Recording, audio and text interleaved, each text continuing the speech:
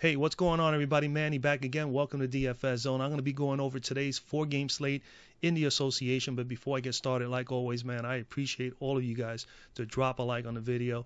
If you're new to the channel, it's your first time here, you stumble upon the channel, hey, the only thing you need to do to be a part of the community, get access to the videos, is very simple. It's make sure you help me out there and you click on that subscribe button. Make sure you subscribe. Make sure you also put on your post notifications, that little bell icon, turn it on. This way you'll be notified right away when I upload a new video. I upload NBA videos 6 days a week, Monday through Saturday, until the NFL season concludes. When it does, I will be doing videos every single day.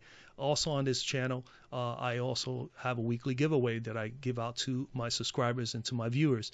I basically give you an option to either take my player pool, okay, which is updated throughout the day, and you also have the option of utilizing what I have now is kind of like a cheat sheet, quick research sheet, where a lot of general information that I look at is available to you as well, so that you can be able to look and make your decision, narrow down your decisions on the players in that particular slate, from DVP to salary. Sorry about that.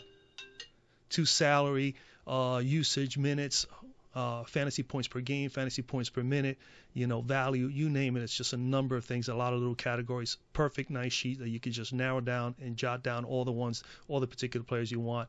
That is also available on a weekly giveaway. The only thing you need to do to be able to be on that giveaway is like the video, comment down something down below regarding the slate, and of course be a subscriber to the channel. You do all three, you check off. If you happen to win that is going to be available to you. That is also available to you right now every single day on my Patreon page. So if you have not visited my Patreon page yet, I have tiers there. The player pool is available, as well as the quick research sheet, all separate tiers. And I also give out a tournament plays, top 5, usually is more like 7 or 8 or more depending on the size of the slate, and the same thing for cash plays as well as values, all in one sheet, all spreadsheet format, everything, and that is available to you on my Patreon page. And I'll also have a tier where you can access all 3 things, or everything that I have to offer for a very reasonable price. So come down, check it out, and make sure you get your information to help you out and narrow down your plays for the day. All right. With that all being said, let's get right to it, man. So 4-gamer today. Nice little small slate. Like I've told you guys before, if you've never been here before, hey, I always try to give you a couple of little tips here and there. 4-game slates for me is more of a tournament day. So if you are a tournament player like me, definitely this is a perfect day to play. If you're a cash play player, there will be some good guys on this slate that you can narrow down and get a couple of cash plays, but I don't highly recommend playing a lot of cash games today, or not playing none at all. If you are strictly a cash play player, might as well maybe take the day off, wait for another bigger slate, 6 or 7 games or better. But 2, 3, 4-game slates, more tournament play, at least, in my opinion. So definitely try to stick to that. There are some good games to definitely, focus on today. The Phoenix-New Orleans game is definitely going to be all over it. Definitely, these guys played before. High implied total for tonight. New Orleans is favored by 3. It's going to be a very, very good, tight-knit game. The Houston-Toronto game is going to be interesting, even though I think Toronto definitely has the upper hand there. And then the other 2 games are pretty risky. So, Denver favored by 8 or 9 on the road, going against New York. New York, as you know, has been getting blown out quite a bit often, and they have been blown out on their home floor. So I'm not too fond of targeting players in that game. And then the Philadelphia-Washington game, intriguing because Washington is playing at home, and Bradley Beal, he's going to take tons and tons of shots, but he really doesn't have a lot of supporting cast over there. That team is really hurting up front with a lot of injuries. Definitely could be also a blowout situation there as well. So I wouldn't target a whole lot of players in either one of those games that I mentioned there. So definitely stay to tournament play today. But let's get to it, man. So we're going to go at point guard today. At the top, you got Russell Westbrook, you got Ben Simmons, Kyle Lowry, Jamal Murray. All of them are pretty much in play. 4-gamer, everybody's in play. It's just finding what is the best matchups and so on. So Ben Simmons' matchup against Washington, hands down, is a good matchup. Definitely a good spot for Ben Simmons. I will have a little sprinkle of Ben Simmons. Again, my concern with this particular game is this game are getting a little out of hand for Washington against Philly. Philly's pretty balanced across the board. They got guys that could pretty much everybody in every position could rebound fairly well, could score, and they both pretty much all work well with each other, especially on defense. it's going to be a tough game for Washington. So I would be a little worried of playing a whole lot of Ben Simmons, but Ben Simmons is definitely a fine play here. I will have exposure to him, and he is in my player pool for today for sure.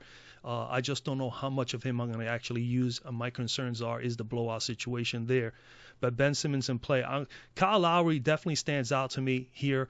He came back, first game back, and he pretty much put up a 40 spot. He's 8,000. You need pretty much 40. On DK, he is 7,000. You only need 35. He's averaging 40, and he put up a 40 in his last game. Granted, he was away for so long, but to come back, play 40 minutes, and put up a double-double in points and assists, and he gets you some rebound. He could definitely get some blocks and steals. Not the greatest defender, but he has been playing better defensively, at least during the course of this year, and he showed some of that last year as well. But he's, for me, he really stands out here. 11%. Listen. Last night, for instance, this last game here, for instance, 12 and 11, he only put 12 points up from the floor. All these points pretty much came from his free throw shooting. I mean, he was 8 and 8. He was 8 for 8 from the free throw line, and he struggled. He was 11% field goal percentage throughout the floor. He took 18 shots from the floor, folks, and he only hit 2 baskets. 2 for 18, and he was 0 for 11 from 3. He took monstrous amount of shots in 40 minutes. He's going to do the same again here today in a matchup against Houston.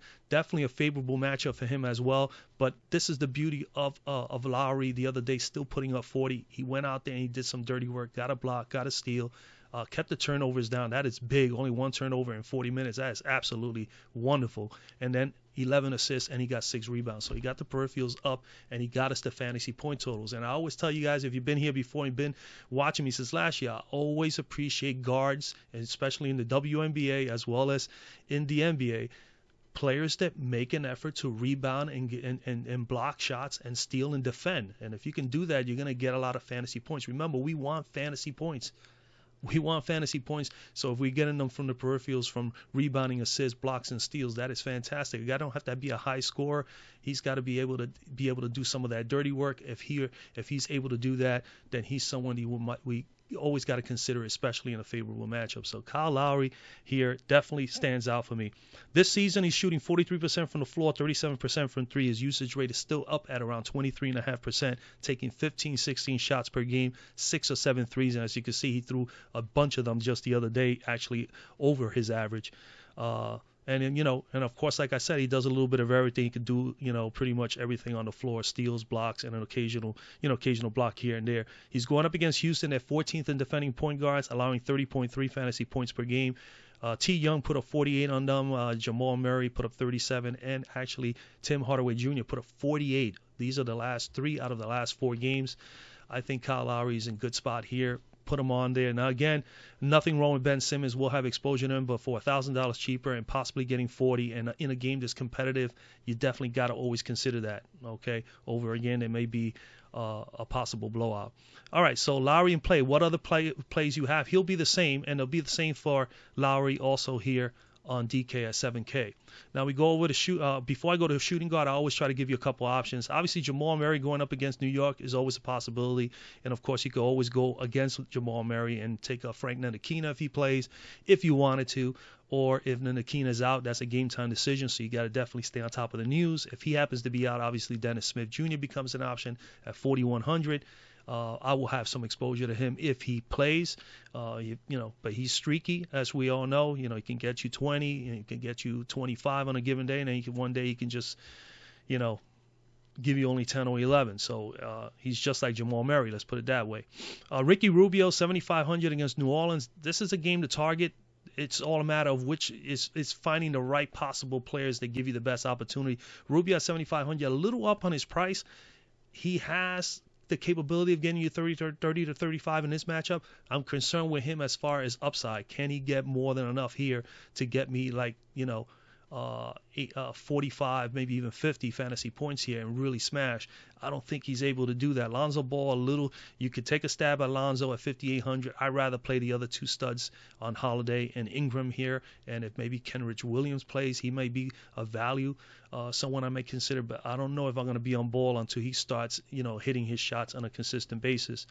And that's pretty much it. Not a whole lot to choose from there unless you're going for the top dogs. At shooting guard, As shooting guard at the top, man, you got Harden. I'm not on Harden. Listen, there's nothing wrong with playing Harden. If you're playing multiple lineups, you're playing those quarter GPPs, throw him in a few lineups. Why not? I think I will do that as well. I'm not high on Harden today. When you look at Harden at 12,200, you need about 162 fantasy points. That's slightly above his average. That's a bit high, okay?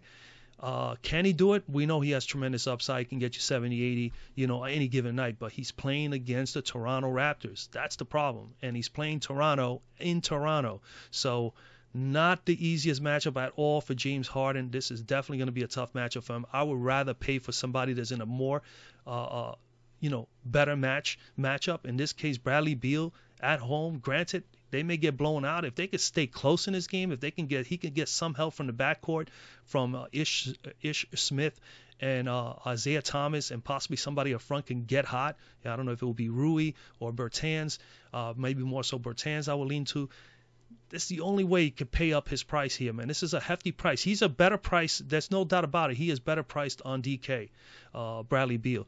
But you can't consider Bradley Beal. I will have exposure to him, but I'd rather go to him at nearly $2,300 cheaper than paying for James Harden. And on top of that, if you're looking at anybody else, Jrue Holiday in a matchup against Phoenix at home, favorable, good matchup. Not the easiest matchup, but a matchup that has high implied totals. Okay, both of these teams already played each other back on November 21st. It was a shootout, a 124-121 win for New Orleans in Phoenix. Phoenix is going to get a chance to get back in here. So this game, again, could end up, we're hoping for another shootout. It could be just as good as it was the first time around. And the beauty of that is that he did put up 48 in that particular game. So for me, this matchup is a little more intriguing for me. Granted, I will have maybe 20% exposure to Bradley Beal and hope that Washington could stay in that game against Philly. But Jrue Holiday in the matchup against Phoenix being a more competitive matchup, both teams are paced up teams, both in the top 10, at least as far as pace is concerned. I think New Orleans is like 4th in pace, and Phoenix is probably like 9th or 10th or 8th, somewhere around there. So it definitely is a little more intriguing game. Plus, they already played each other and put up some huge numbers. But Jrue Holiday, 8,300. You need 41, 42 to me value. He's 7,300 on DK, so he's $1,000 cheaper. I have no problem with putting him in there as well. There are other options in both sites, of course. But right now, for the sake of the video, I think he's a fine play in a good matchup at home, going up against Phoenix for both sites. Minutes are there, man. He's 6 out of his last 9 games. He's at least had 36 plus or better. We know he has at least 45, 50 point upside, so he could definitely get us there, probably smash. He does a bit of everything. As you can see, he can rebound. He can get you some assists. He's averaging 5 and 7 in the season. He's a 40 fantasy points per game. So, he's been slightly trending a little bit downward in the last 3 games, but he's still getting tons of minutes. Good competitive game here. He's still getting more than enough shots. All right, he's taking 18 and 19 shots a game, shooting 44% from the floor, 35% from 3, and still taking at least 5 to 6 threes on average per game. And if he takes those shots and he's knocking them down, they're gonna just feed him a little bit more, so we know that already. Back on the 21st against Phoenix, which I mentioned, he put up a 48 spot. He did that in 37 minutes. He had a 29% usage rate in that game. He's coming in here with a usage rate of close to 25% for this team already. So he definitely was one of the top dogs in that game. Him and Ingram had excellent games, and I think both of those guys are very much viable options here again today. So again, I like him a whole lot here going up in this matchup against Phoenix. Phoenix is 10th in defending shooting guards, and they've been allowing 33 fantasy points per game to opposing shooting guards over the course of the last 4 games. They did go 35 to Graham, 34 to Hardaway, and 51 to Bradley Beal over the last 4. So Jrue Holiday in play for me. Other than him, like I said, Beal will have exposure to him. I think 20-25%, at least right now, early on. Fred VanVleet is definitely an option at 8,000. I still prefer to play Holiday here because I do think that Kyle Lowry is probably a better option than VanVleet, but VanVleet is definitely in play at 8,000. Other than that, you come down, you can't consider Norman Powell. Granted,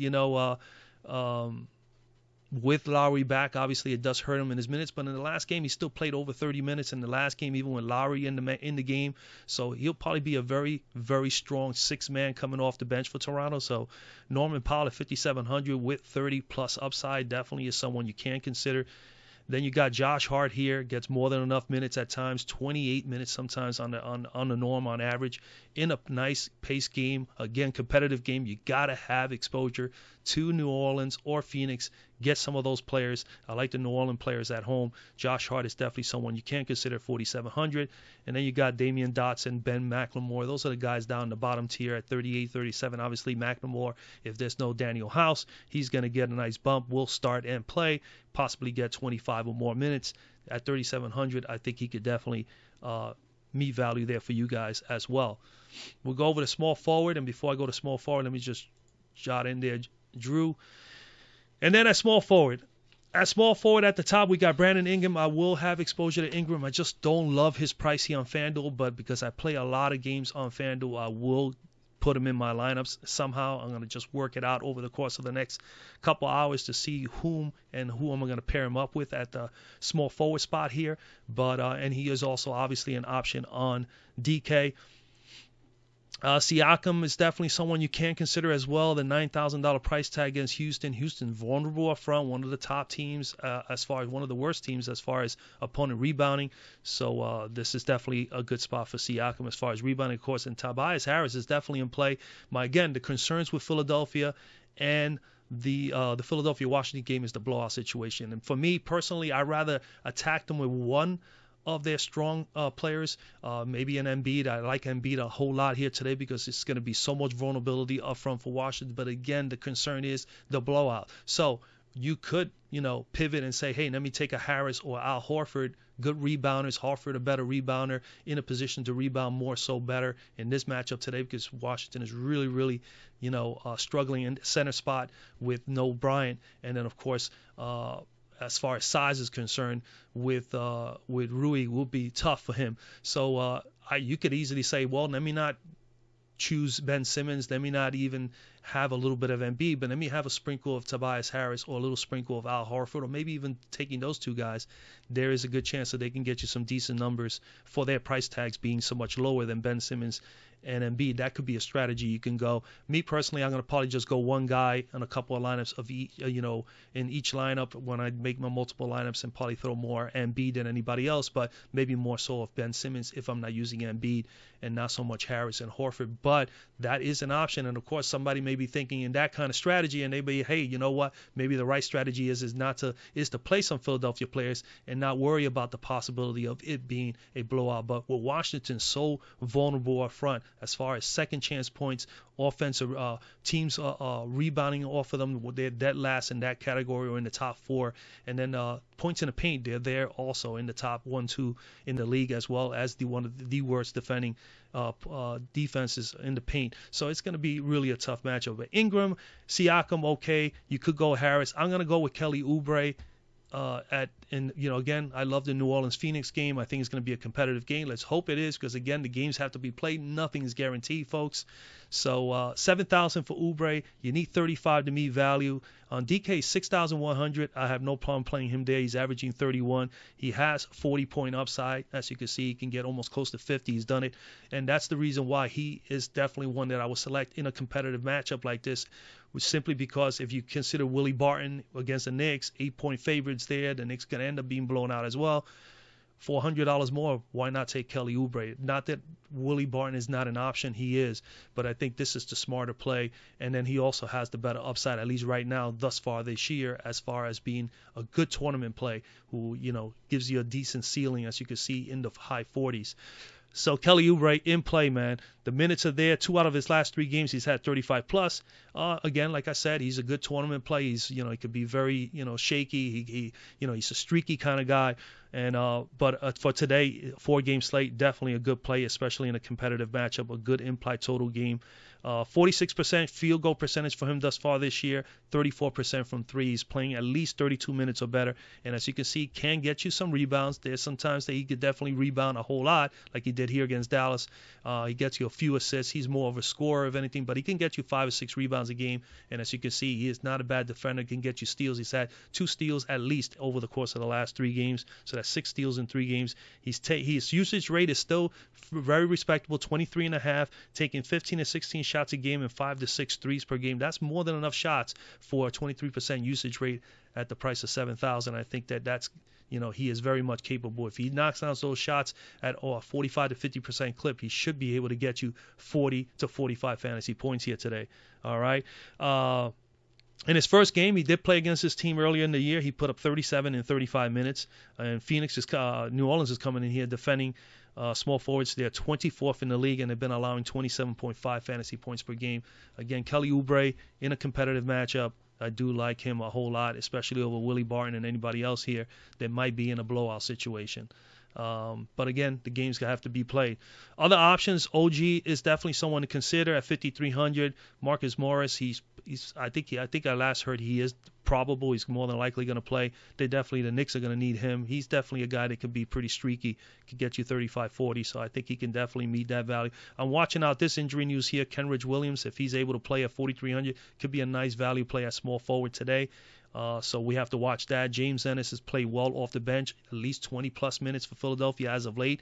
If this game gets a little out of hand, he's probably going to see more minutes from him as well. So at 3,700, he's an option. Cameron Johnson, same thing, about 18, 20 minutes a game. He's an option. That's pretty much it. As far as options are concerned, at small forward, we'll throw in there Oubre at 6,100. Then we go over to power forward. At power forward here, you got Al Horford again. No problem with Al Horford. Good spot for him to do some good rebounding, get some easy second chance, putbacks and so on and so forth. It's just, again, I'm a little weary. Like I said before, either take one of the Philadelphia guys or one or two of the guys in the middle like Horford and maybe Tobias Harris, or then just go for the big dogs, take either a Ben Simmons or a Joel Embiid. But I'm going to come down. I've been a little bit torn here. These guys are still in my player pool, Saric, Millsap, and Bertans. But I'm going to go with Bertans because they're going to need him. If Bertans can help out Bradley Beal here as far as scoring is concerned, it will definitely help the Washington Wizards stay here long enough for some of those Philadelphia guys that put up some serious numbers. But Bertans coming in here, 6,000. You need pretty much 30. He's definitely a firm play. He's firmly in play here as well as on DK. As of late, as you can see, his minutes are up. He has put up 20-plus floor points in 2 straight games. He's been putting up 27-plus in 7 out of his 9 games, which is above his average of 25 a game. So he's trending upward as far as fantasy points, and we love to see that. 2 straight games at 20-plus, 27 minutes per game, shooting 46% from the floor, 44% from 3, and he's an excellent free throw shooter at nearly 80+%. He can get you some rebounds, so he's pretty balanced there, and he can get you a few assists. And, of course, he brings a little bit of defense. As of late, 3 blocks and 3 steals. That is pretty darn good against fairly good defensive teams in Orlando and the Los Angeles Clippers. His usage rate he's not a high usage rate guy, but he's been taking some shots as of late. 16% usage rate. And again, this is where this becomes really cool. A person who has 16% usage rate and he's still able to take 10 to 11 shots a game and sometimes even a little bit more than that, 6 or 7 threes. If he can bury those at a very nice percentage rate, he's going to be a solid play for that amount of usage. So at 16, right now at 6,000 you need 30. If he hits those threes and he gets hot, he could definitely crush this $6,000 price tag. He should be able to get you 7, 8x. He's very much capable of doing it. But they're going to need him offensively to do well. He's going to need to rebound, especially up front today with that Philadelphia front. If he's not able to get it done and then get his opportunities to take his shots and he's not knocking them down at a high rate, it's definitely going to be a long night for Bradley Beal. But again, I think those are the 2 best options when it comes to Washington. Is Bertans for me, in my opinion, and Bradley Beal. Again, the only concern is the game staying close. So hopefully Bertans can get hot, help out Bradley Beal, and these guys can both ball out, and the games can be competitive enough for tonight. Other than that, Rui is a tough matchup for Rui, man. If he plays center and they don't get Mo Wagner to play today, it's going to be a tough matchup for Rui Hachimura. So I don't know. I am still worried. I'm still iffy on that. Serge Ibaka coming off the bench, good point per minute guy, definitely an option. Tucker plays tons of minutes, 5,300. He's capable of getting you 28 to 30 pretty much on a regular basis. He's going to play 35 plus minutes. So he's definitely an option at 5,300. Hollis Jefferson obviously going to take a little bit of a backseat. He's probably going to lose some minutes now with Ibaka back. Kaminsky is in play. Obviously, if there's no Baines and he is labeled as a starter at 4,800, you need 23, 24. I mean, he's definitely someone you can consider. That's pretty much it. At center, let's go to center. And it's over here. Power forward over here, it's tricky. I'm not going to label anybody here, but you can go Harris here at 6,500. You could go Horford here at 6,400. You can very easily go up to Ingram at 8,200. I think that's not a bad price for him. It's better price than obviously on Fanduel. So if you throw him in there, you're going to have very little money to play around with. So I'm going to leave that to you guys to decide if you like these three that I mentioned here and you want to add any one of these. I think you can go with Harris or Horford here if you really truly believe that this game is going to stay close. 6,400 for Horford is a nice price, and 6,500 for Harris. They should both be able to at least meet value and crush it. These guys are pretty sound when it comes to being consistent as far as cash play players. So your cash play players will be here. I'll probably be gunning more for Ingram here because I'm a tournament player and I want those extra fantasy points and I want the upside.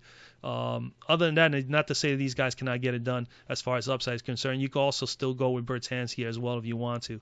All right, so let's go over to center. At center, I mean, plain and simple, I already told you that I was going to be interested in one Philadelphia guy. For the sake of the video, I'm going to throw in here Embiid, okay? I just think he's going to definitely dominate here. There's no Rui. It doesn't matter who goes there, Mo, anybody. They're not going to. This guy is just a beast when it comes to being in the paint. He also is very good at drawing fouls. He really hams it up a little bit sometimes, but he could definitely get you a lot of fouls. And he can get guys fouled out pretty quickly. Not only that, a lot of fouls to some guys and some of the better guys really quickly as well. And the beauty of it that I like about that is that this guy is not a bad free throw shooter. He's a great free throw shooter, probably one of the best free throw shooters in the league as far as overall players, but as far as centers are concerned, he's probably one of the best. And that's the beauty of it. If you can get guys in foul trouble and get in the foul line and bury your shots, you're confident to bury those shots on a consistent basis like Joel Embiid can.